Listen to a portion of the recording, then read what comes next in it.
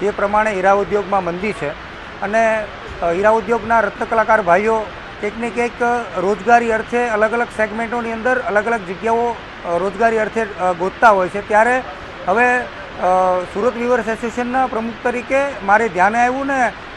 લાગણીસભર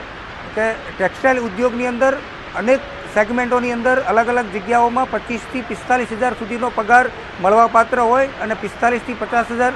25 થી 45 હજાર સુધીનો પગાર જ્યારે મળતો હોય માસિક પગાર, ત્યારે હું કારીગરોને રત્નકલાકાર ભાઈઓને હું આહવાન કરું છું કે ટેક્સટાઇલ ઉદ્યોગને જે જરૂરિયાત છે, જે 30% જેટલા કારીગરોની જરૂરિયાત હોય, 30% જેટલા કારીગરોની અછત હોય અને 30% જેટલા કારીગરો આવે તો પણ આખું રત્નકલાકાર ભાઈઓનો સમાવેશ થઈ જતો હોય, ત્યારે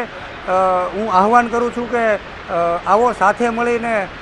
ટેક્સટાઇલ ઉદ્યોગને આગળ વધારીએ। ચોક્કસ રીતે કહી શકું કે ગુજરાત સરકારને હું વિનંતી કરું છું કે આ પ્રકારની જો તેજી મંદીનો માહોલ હોય, એકબીજા ધંધાની અંદર કંઈક ને કંઈક રોજગારી અને બેરોજગારીનો પ્રશ્ન ઊભો થતો હોય, ત્યારે રાજ્ય સરકારને મારી વિનંતી છે કે